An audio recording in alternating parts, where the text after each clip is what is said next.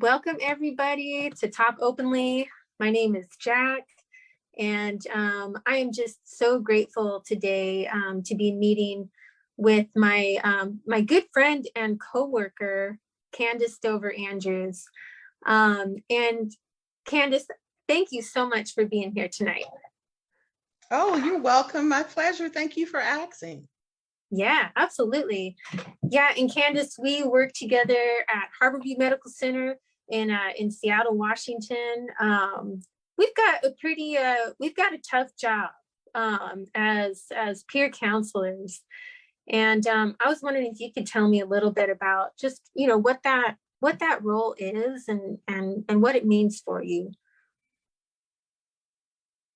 Well, peer counseling is such an important role and it's needed. So it basically, it's a person like myself with lived experience. And that, you can kind of fill in the blank with what that is. Engaging with someone and establishing a rapport with them, and to support and advocate to help them connect to resources, identifying long and short-term goals, helping them to secure shelter, food, clothing, housing. Mm-hmm. We're indoors, we're outdoors, we're in clinics, we're in the hospital. We are on the front lines. We're in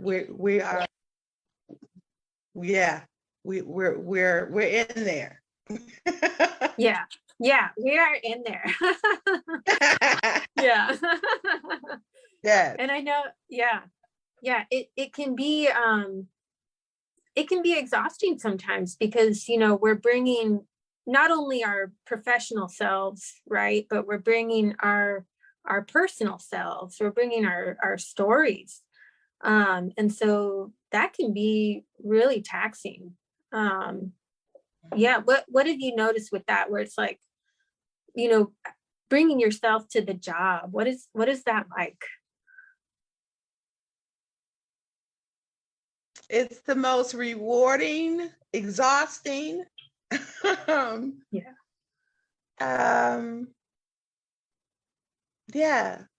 it's both. And I think the key is finding that balance. I don't think I've talked to a peer counselor yet that's really found that balance. We strive to find that balance because we have that human aspect, and and we're unpredictable. So I can't carve out my day and say, well, I'm going to be off at 4:30. It doesn't happen that way all the time. And then we have to take a moment throughout the day for ourselves, because we encounter a lot of things. And sometimes I see myself oftentimes, and whomever, and that I'm, encountering, and that, if you're not in touch with yourself, I mean, it could really take, you can really be taken aback about, just connecting, it's like trauma bonding, you know what I mean? Yeah. Their trauma, connecting with your, your history. And so that's why, it's good to have somebody to talk to, like we talk at the end of the day. Sometimes it's been a rough day. And then, we have that type of supervisor where, we can, just bring it down and decompress if we need to. Right. And yeah, it's like, it feels like if we really want to be doing peer counseling well, we also have to get the peer counseling and the feedback and the connection with each other. Because you're right, we really are on the front lines. And especially, in Seattle, now, and I'm sure it's happening all over the country, but man, it is tough right now. And there are so many people suffering, and really a lack of resources, and good trauma informed resources, right? And so a lot of stuff comes down on our shoulders. And so yeah, I appreciate the peer support so much. um yeah. It's Yeah, and I it's know, it's hard. It's hard when you know, when you say someone's discharging from the hospital and it's Friday mm, and the shelters are full. What do you yeah, do? yeah, You yeah. know, What have you you done know, in those situations? Yeah, when it's kind of like you got it's almost like things just have to come together in some way. But what do you do when it's those kind of moments? How do you ground yourself? Yeah. yeah, the first time I experienced it, I stayed after work just with the person, just trying to find something, you know. And to really, you know, to the boss was like, you know, you gotta go, you know. like, Yeah. Yeah. you know, so you know, I felt better, like just asking, is there someplace I can take you, or you know. And so I did that. Yeah. Yeah. and, and I came home, and you know, and I knew I couldn't shower it away. You know, I cried a little bit. Meditation Right. is is the for me is the way to go. That's how I heal myself. It's Yeah. just to be still and to just go in, you know. Yeah. Yeah. I also I find myself at the end of a day like that where it's just been one thing after the other, and maybe things didn't align, in the way that I wanted them to, or would be the best for the person. And where, yeah, me too. I will just kind of sit at my altar, and it's almost like I don't even really start necessarily meditating yet. I just sit there. And it's almost like, the snow globe has been like shaken all day. It's been shaken up, shaken up, shaken up, and it's a frenzy in there. And I just sit at my altar, and it's like it just Yeah. starts kind of Oh yeah. coming down. Yeah, just start settling, and I get to maybe see a little bit more clearly, like, all right, that was tough. That was something. Yeah, but it's a lot. It's a lot. We need those resources. Yeah. That's the first thing that I do. And I don't know how I left that out, is I have to pass my altar to go to my bedroom. Mm, And just, you know, and just I just have to stop and just you know, just take in yeah. that energy, you know, light Yeah. my sage, burning it, whatever I have to do, whatever I feel I need to do in that moment, whatever tool is at my disposal, be it a crystal, be it sage, be it incense, be it Yeah. singing bowl. All Yeah. that. Yeah. Yeah. Tell us a little bit how you came to some of those like healing practices, like, the energy healing with crystals and sound bowls, things like that. How did you come across them, and what do they do for you? Well, my mother and her sisters, I used to always see turquoise and amethyst. And so, but I wasn't really, you know, as a kid, I wasn't, but I have that memory of, you know, so I connect with that memory. I know that it's healing. The incense, my aunt used to burn them all the time. The sandalwood, it's my Mm, favorite. It reminds me of her. Um, and so I've been in it just culturally from, you know, being, indigenous, my family, so that was just the practice, right? So then, I was out of touch with me, but when I did get back in touch, I walk into this store.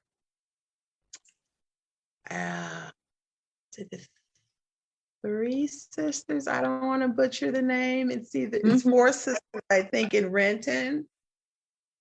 And I heard the singing bowls. I never knew anything about a singing bowl. I saw these huge crystals, and they had this room in the back where the singing bowls are, and I heard it, and it just vibrated. Mm-hmm. Mm-hmm. And when I went back there, and I think, and I was so interested, and I was asking, the sales clerk, just, what is this? Because they had all sizes and I just stayed back there, and it was such a healing experience. I knew that I had wandered into something, right? And so I was just asking questions, and they were so attentive, and I was curious, because coming from Christianity, going in a store like that wouldn't have happened. Yeah. Right. Oh, I know. I remember the first time I kind of went into a store like that, where it's, crystals and even like books on magic and Buddhism too, which is, now what I practice. I remember feeling a little bit like, ooh, I'm doing something a little bit like dangerous or something, like just, I'm like crossing a line a little bit, but I knew that I was in the right place too, because it was like, oh, this really resonates with me. Kind of like what you were saying with being in that room and like hearing the sounds, and how it just, there's something that it does, right? That's those tones, man. Yeah. Yes. So, yeah, I'm not very fluent like on the chakras and all that they do. Like, I'm just taking it, and I know they're all like super important, and to clear it and take care of them, of your chakras, and watch your energy and your vibrations and all that. Right now, I'm working on my heart chakra, and then I'm going to move on and get some more bowls. I want to just collect them. So I have a lot of crystals for different reasons. I was going to say I don't have a favorite, but that's not true. Like, so my dad's birthstone is amethyst, and I'm pretty partial to the amethyst. Yeah. But oh, it's so beautiful. Have you seen I know you have, but the big one, oh my goodness. Like, so, where it's just, it's so impressive. Yeah. That is cool. Yeah. So, and so I think I would consider myself to be an infant spirit. You know what I mean? I know no one's measuring, but I haven't been into this lifestyle a very long time. But it was, but I was just drawn. It was just like an awakening, and I mean, I don't know if it happened during a retrograde, probably. We're in now, when things started to unfold, it was like just a boom, and just I was spending my weekends just documentary book. I'd look up and it's like Sunday, I'm like showering, in bed, reading, and I couldn't get enough. Couldn't get enough. And still can't. I know that feeling. Yeah, where it's like you just want to absorb it, because it's like, oh, this is a lifeline. And I remember kind of early on in my, I wouldn't say recovery quite yet, because I was really still in the thick of some deep mental sorrow and not dealing with it in healthy ways. but I started to seek out, kind of alternative forms of healing because, I had gone to psychiatry, tried medications, tried therapy. And while they were helpful, like there was still this feeling that something was deeply missing, that there was like this kind of emptiness. And so I started looking into, I actually did also start out with kind of like chakra stuff. Like I was like, what is this? This is interesting, and also got into like some herbal medicine and things like that. And I remember that same thing with being like, I have to learn as much as I can about this as possible, because I feel like I'm starting to understand what balance means, not just like taking care of my symptoms, and like trying to get rid of my symptoms, but really like a balance and learning deeply like about myself and what I need. Transformational. Yeah. Yeah, getting to the core, Mm-hmm. and getting to the root, it was such an awakening that was consistent enough for me to be able to have the courage to go in, because everything for me, it was so outer.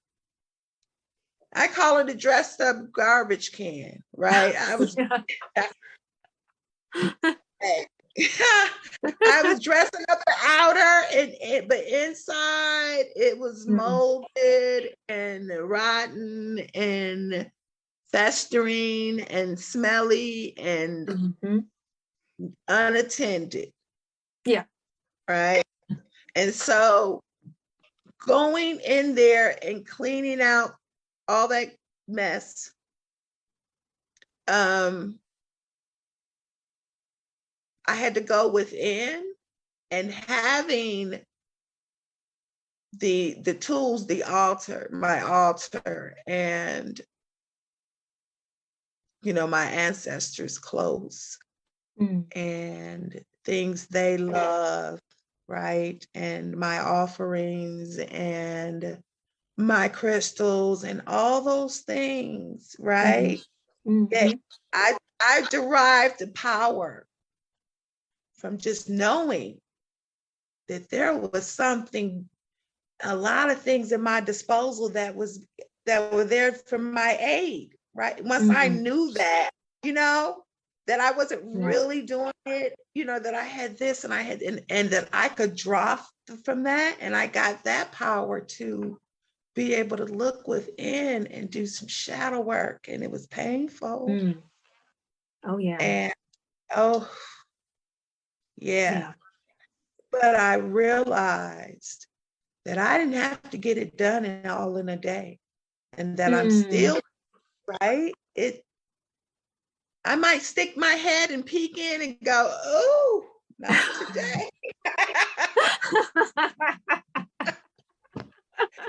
Yep. Yep. Maybe I'll come back Thursday. Right? Yep, I've got the cleaning gloves and the supplies. Hey, and so now I can kind of walk around without my feet sticking to the floor. You know what I'm saying? Some of the, I'm getting those cobwebs. I mean, and it's not so frightening. And so I can be free to do other things and to love me, because there was no room to love me, because everything I was doing was hurting me. And so it was just self-loathing. Yeah. And a lot of pretending. Yeah. Yeah. Yeah. And that's, I mean, oh, sorry. No, I think there might be a little delay. So my bad. Yeah. Yeah, a little bit of a delay on the sound. So yeah, my bad if I interrupt you. No, it's okay. No, I was just gonna say, we're spirit first.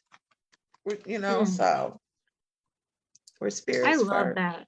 Yeah, that's so meaningful to me, to think about it that way, because I think so much of my recovery has been like this fear around, who I am, in my physical body, being trans and queer and whatnot. And so to remind myself that like I am so much more than these kind of labels that I have for myself that are of course important. They're part of me, but I extend so much farther beyond that, and that feels really good, and then to have all of it at once, I think is really to how we come back to wholeness, is not denying any of it. Yeah. And we're constantly evolving, and so it's like you better catch me now, because because next year there's, don't label me. Yeah. I know that I'm Black. That's not going to change, but I am constantly evolving. I'm living with a disability, divorced, all these things, these labels, in recovery, and I don't run from any of it. I went through a lot to be able to sit here in one piece and to tell the tale. So trust. Right. I don't Candy. Oh, you already know.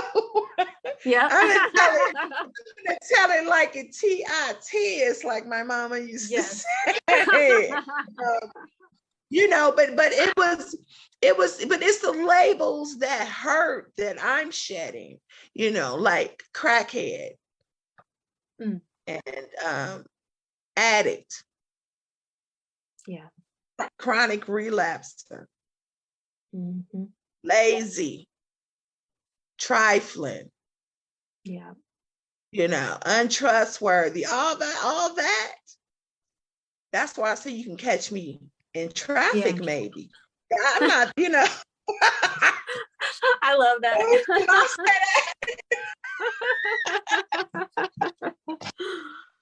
Maybe I'd love to hear a little bit of that. If you could tell us a little bit about that story, of how you've gotten to be where you are in this position of really deeply being able to support people and coming back into themselves. What, tell us a little bit about that story, how you got here. Whoa. Well, I arrived in Seattle, Washington in 2015. I came here from Inkster, Michigan. It's like right outside, like maybe 10 minutes outside of Detroit, Michigan. And I had family here. So I came here right after my granddaughter was born. I had to leave. I made a phone call to a family member, my cousin that lived here. We met at a family reunion when we were like 13 and just was close. Yeah. And she, I called her because she was the only one that at that time that I felt I didn't feel stigma from, and that I felt I could be authentic with. So I called and I said, if I don't leave Detroit, I'm going to die. And, she asked me if I could get there. And I said, yeah. And so I spent some time with my granddaughter, like 2 weeks, and my sons, and I got a one-way ticket and I was out,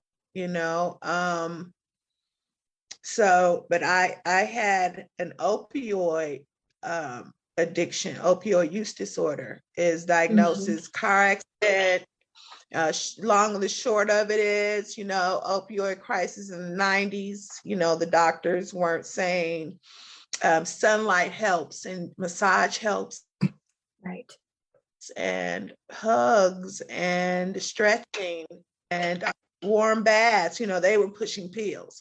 And so Yeah. that's, so I was hit by 3 cars and I fell. I had a cervical disc fusion, fell after the surgery. And so, it is what it is. So I got here and wasn't on anything. I wanted to see what my pain level was without anything. I needed to start from scratch and I needed to assemble a pain management team the right way. So I needed to get with some doctors here. And I did find some doctors, but it was a little difficult getting my records transferred from Michigan because the doctor's office that I was going to was subsequently raided by the FBI or the feds. Wow. Yeah, and closed down, like one of the biggest Medicare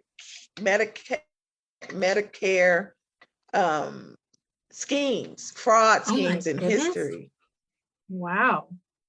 So I finally got in touch with, I kept calling, and I finally got in touch with a nurse I knew, and he was the only one that didn't get arrested. And he said everybody was in jail. Yes. Wow. He had my records, like the people, like they took, like the people that didn't have legitimate medical concern, reason. That's who they wanted. Like I so banged up. They left my records. So he ended up sending them. And then I got with the Seattle Pain Clinic here in Seattle. And then they were raided. Wow. Yeah. I didn't know anything about that history. Yeah. Yeah. And then I got with, some good doctors, but that was a process. Just moving here, homeless, couch surfing, your family, but you don't know them until you start living with them, right? And so, and then I was on SSDI. I think I was getting like $750 a month, if that. Yeah. Didn't go up because I moved to a city that a region of the country that was more expensive. Cost of living was more. Still same, And so and I was not fit to work. I had been, using drugs, and I wasn't healthy. So I got a gym membership. I got a personal trainer. Because I didn't want to hurt myself. And I knew I needed to get healthy, but I was afraid, to get on the machines and stuff. So I did that, working with the doctors. I went to a women's homeless shelter in Burien, a hospitality house. And while I was there, I was going to the Narcotics Anonymous, and it was like the last, I'm not into the 12-step thing, but for me, it was the last house on the block. I needed to be around people that were like me. And so I got involved in it politically, in service work, and I sponsored women, and I carried literature to new meetings, and I went early and I stayed late, and I had the key to the church, and I got donuts, and I made the coffee, and I stayed busy. And I would go to area and we would vote for like conventions and new meetings. And this girl walked up to me and she said, "I've been seeing you everywhere." She's like, "You are on fire for your recovery." And I said, "Thank you." And she said, "You want a job?" Now, I hadn't worked from age 37. At this point, I was 50. At 51, maybe. And I said, "Doing what?" And so it was with DESC, the Downtown Service Emergency Center. Yeah. And as a residential counselor at the 1811 East Lake Project, that's a wet house, right? So you know, I took the job. Subsequently, I was working swing shift, and so that was after curfew with the shelter, so I couldn't stay. So I left, I believe, and I was renting a room from a minister in the church I was going to. Now, there's a story, but I'm gonna keep going. So, what happened after that? Okay, so I'm working at DESC, and I walk in, and I see my first day. I see people smoking crack and smoking meth and shooting heroin and I was like, my people, like, right? And I didn't even know what peer work was. I just was like, okay, like I can be myself around them. Yeah. And they could be themselves around me. Even though I was an employee, like I wanted to do stuff with them. Like, you know, can we barbecue? Yeah, if you pull the grill out and clean it up, let's do it. You know, we put the music out, stuff like that. I started a group called Getting Free with Art. And it was an art group, but it was also a music group. So we had self-taught musicians, we had artists, we had photographers, we had singers, we had sculptors. I mean, people that were, you know, had just come out of homelessness, right? And so the reason that I wanted to do that is I know that I have always been a creative person, but when I started using drugs, I forgot what it was like to create. Think about it's getting the next one. And but when I stopped, and it was in my wellness, it was my creative side that helped me get well, that I reconnected with once I got clear. And because I was writing poetry. I've been writing poetry since I was like 13. Took it seriously, like age 15, a creative writing teacher by the name of Miss Joanne Lynch. And I had her for 2 years, and she lit the fuse. You know, I fell in love with the world of literature. And, you know, when I started getting high, I didn't think about writing a poem or any of that, you know. But when I put it down, I had so many stories in me that needed to come out. Because see, when you think you're a mess, when you think you're a screw up, and you screwed up a lot, you feel the stigma makes you feel like nobody really wants to hear anything you have to say. So when I wrote and put the pen to the paper didn't talk back. The paper didn't tell me, no, it didn't happen like that. And the pen wasn't hell bent on keeping a family secret, right? I could just be authentic. And actually, this book came out of that. Yeah, so, that's right.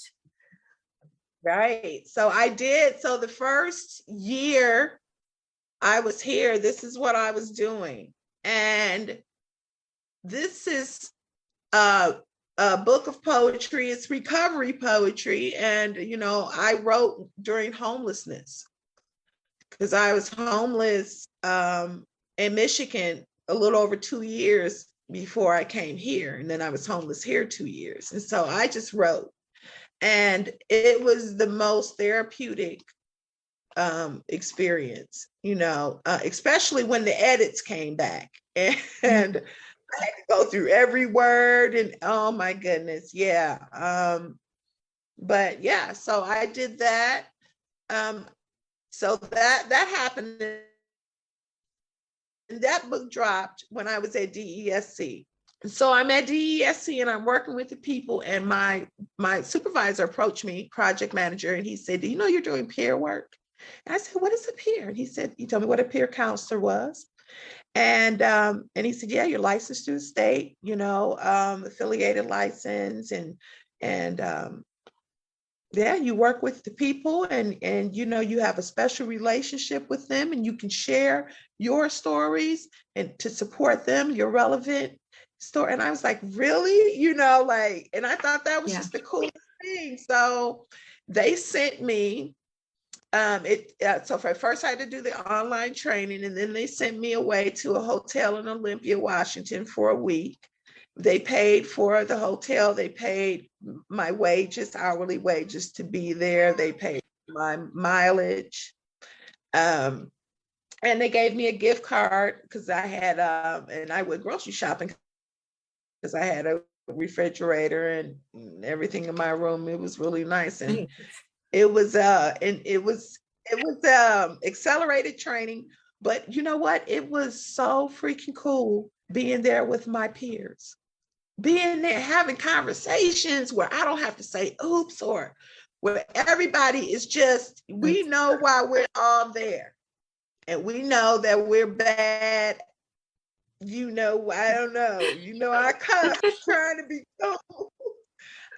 But you know, it was so liberating, right? And so Right. from there, I got so I applied for outreach with DESC, but they never called. So I ended up going to Telecare King County ENT, 16-bed facility, where people came to us from jail. We stabilized and treat. It was pretty dangerous. So, you know, we didn't have security. And so I've seen people get concussions, and, you know, I've done groups with my back against the wall. So from there, I ended up taking a position, working in correlation with King County for Evergreen Treatment Services. So I was the first peer engagement specialist for Evergreen Treatment Services. And that's a Wow. methadone and Suboxone. So yeah, so we invented this thing. Dr. Michelle Peavy was my boss, and I've also worked with her at Harborview Medical Center, and it was an engagement tracker. So I tracked people, made sure they went to their groups and everything. Like their first 90 days of treatment, super vulnerable. There were some groups that they had to complete that were mandatory, like orientation, bloodborne pathogens, relapse prevention, all that. And if they didn't, you can get exited, you know. And so I would, you know, see how they were doing and just monitor them and support, engage, provide resources, and teach them how to write their own grievances. And, you know, the powers that be wasn't really liking that. But that's just what advocates do. Yeah. And Yeah.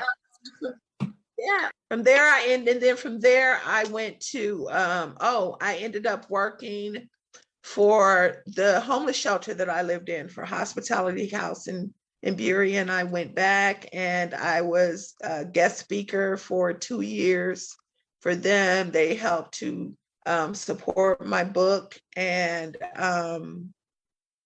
yeah, so I worked for them as shelter staff, and then I accepted a job with Harborview Medical Center. And initially I was on the OBOT team, office-based opioid treatment. And so that's Suboxone, Vivitrol, methadone, you know, medication-assisted treatment. And I was on that team for a little over a year. And now I'm on the Peer Bridger team.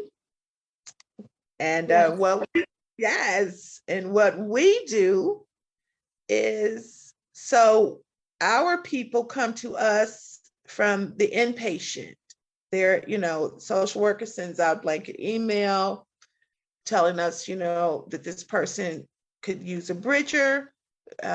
We pretty much know within the team who would be best to engage. You know, I'm the only, before we had a male that address it, that supports gunshot survivors. We have a male peer that does that. Before he came, I was the only Black person on the team. And I think maybe and then I have a history with substances and trauma. So if I saw a Black person, I'm stepping in for real. Just keep, because, like for instance, one thing that Piers did, with Jack's help, we got Black hair care products on the unit. That's right. That's right. Yes, we did. Yeah. And I can't believe it took them so long, but sometimes that's what it takes. Is it takes a couple advocates, and then of course, people with lived experience, and then someone who can, come together and be, power of more than one, right? And advocate together, I think is super useful. But yeah, that was a perfect convergence of peer support, lived experience, and advocacy. Yeah. And allyship, right? You are a strong ally, right? And I think that I want to recognize you as a Black woman, because people think I'm just, I am Black power. Don't get me wrong, but I do recognize, and you said, you can get into places that I can't. That's true. Right? And willing, but we're both here for the cause. Right. We're both here for the advocacy. We're both here to fight against oppression, and people who are marginalized, all those things. That's what we stand for. So that's when the color lines dissolve, and it's just like, let's help each other get this done. Exactly. That's what an ally is. Yeah.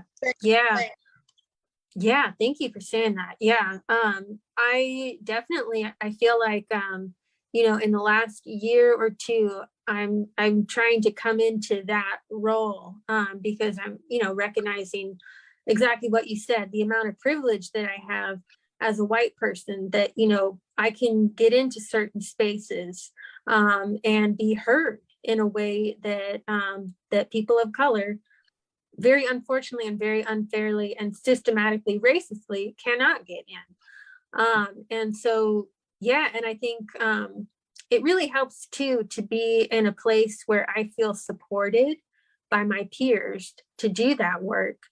And I wonder, maybe we could talk a little bit about this work that we're doing in creating equity at Harborview, and just kind of the what different ways that you're interested in advocacy, in terms of equity, and how you're kind of involved in that work, not just at work, but I know also outside of work too. Yeah. Wow. I got a lot going on, but I love every moment of it. So I've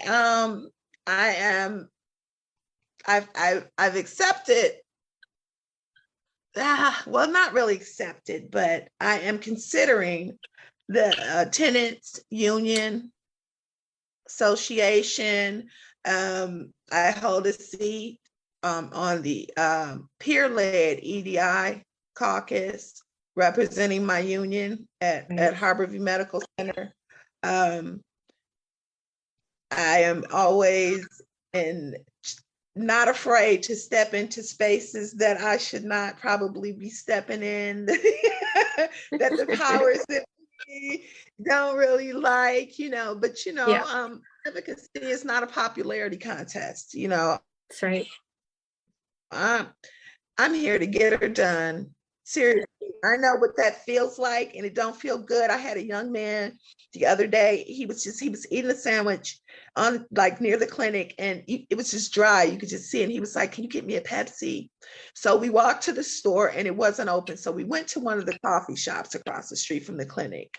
And so I said, "Oh, I know they have bubble tea in here. So I'm going to go in and get him a bubble tea." And I'm talking, and as I look behind me, he just stood there. He knew that he wasn't supposed to go in there. Yeah. Mm. There was no sign that said if you are not dressed clean or if you resemble homelessness, don't enter. There was no sign. He instinctively knew, Right. and that pissed me off. Yeah. Yeah. Yeah. Yeah. And that I love too that, so you're on these committees, right, at work and working on these like systemic issues. And yet also, you know, doing those kind of on the ground, in the moment, taking care of people. Because that's ultimately what it comes down to is, are we willing to be kind and caring and compassionate to the people right next to us, and who so often get overlooked or even frowned upon. And so I love that you take um, that goal that sometimes feels like so lofty, right, and out there and difficult to reach, but you make it personal. You make it that one-on-one connection. I just appreciate that so much. Because my line, and I got that from my cousin Cynthia, right? But because she said, I am you, Mm-hmm. I am them. Mm-hmm. Know what it's like to be homeless, hungry, addicted, smelly, battered, traumatized, unwanted. Yeah. I know what that's like. So with me, it's something in me. It's like that gravitates, and it's empathy. It's Right. empathy, and I don't ever want to be so successful that I don't feel that, because Totally. that's needed for this job. I couldn't go out there and do what I do every day. Absolutely. It's needed for this world, that empathy and being able to find within ourselves where we connect with other people's suffering. Otherwise, yeah, like you said, we're just, once someone gets successful, you just kind of you live off in that world, that and become inaccessible as a person, and that is going to do Right. nothing for us. And one of the things I love and I'm super interested in with Buddhism, and that actually really attracted to me in the first place, is that there's this idea of the Bodhisattva, which is basically it's a enlightened being whose goal, whose effort in life, and for eons, is to just help other people become liberated, to become free. And I love that idea so much because it's not about just becoming enlightened for myself. It's that I'm becoming enlightened so that other people can become enlightened. And I love that so much. And it's really, I mean, it's the work that you're doing too, where you're accessing your suffering, what you've been through, so that you can connect with others and help them feel human again. Yeah. And feel connected again. Yeah. It's such important work. Mm-hmm. Such important work. Yeah. Oh, And man. and the babies, when I just everyone is deserving of wellness, but when I see them getting younger and younger and haven't even had a chance to live and just been suffering all their little lives, Yeah. that's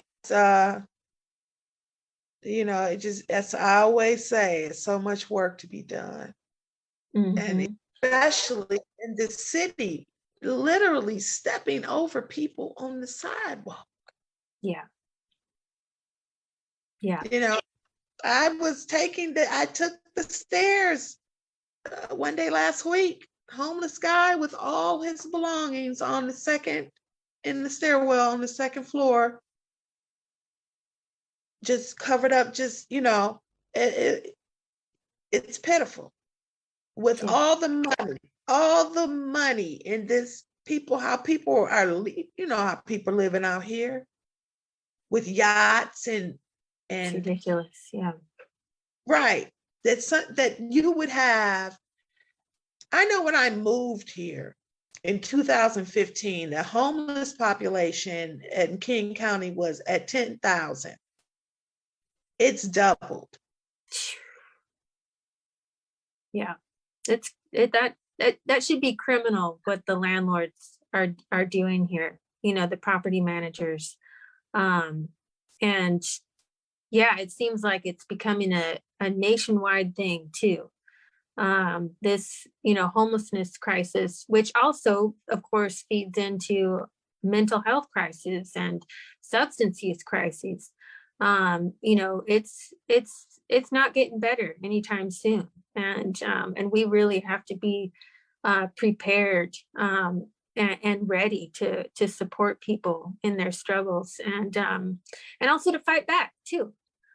So sometimes, I don't know if you ever feel this way in our job, is that sometimes I feel like I'm just trying to put a Band-Aid on a fire hydrant that's gone off, and I'm just kind of like putting a Band-Aid here and there where I can, but it just, man, it's coming. And so, but it's really important to do too. The work we do is so important, because we touch individuals' lives, and at the same time, I think touching on these deeper systemic issues of greed.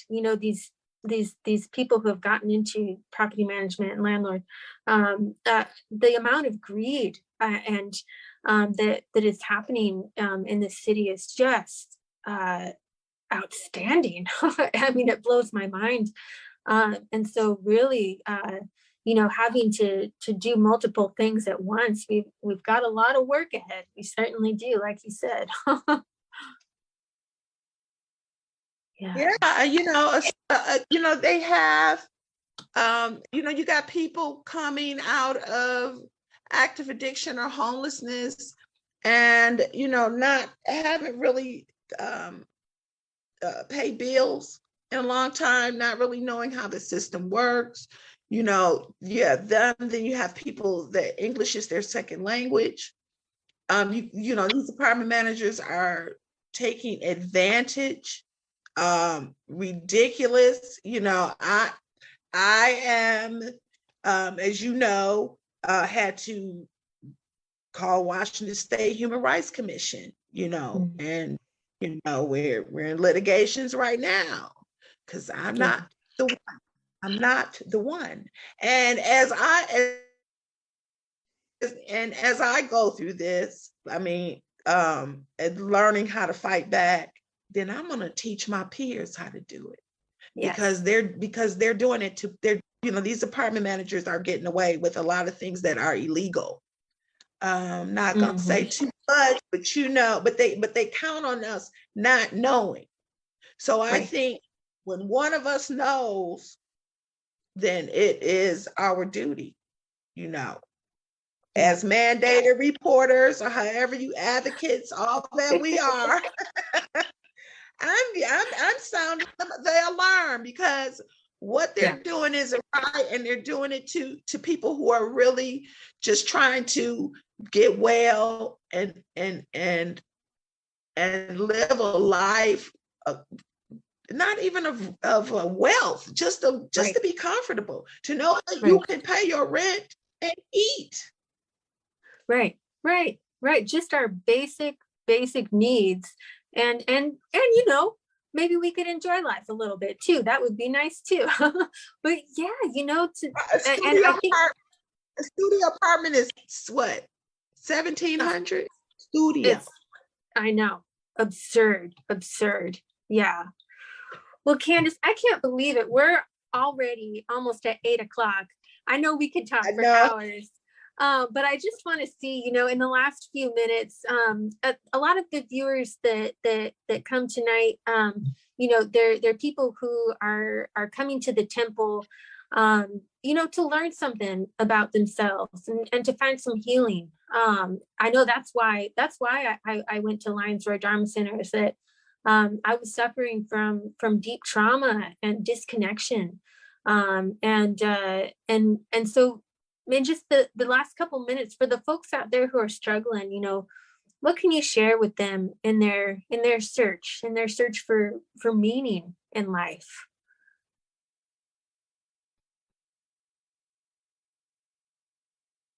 Trust yourself, to trust yourself enough to put yourself on the right path. Connect yourself with other people. Now, you don't have to do it alone, but try to get help from people who have similar interests and who have your best interests at heart. Deep down, you know who those folks are. Yeah. And the biggest thing is, don't be afraid to spend time alone, because that's where our answers are, in the solitude.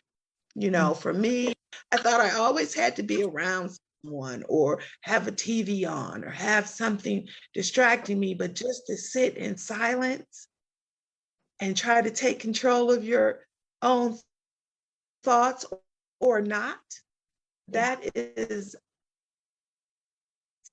such a riveting experience, because in that solitude is where you're going to find you.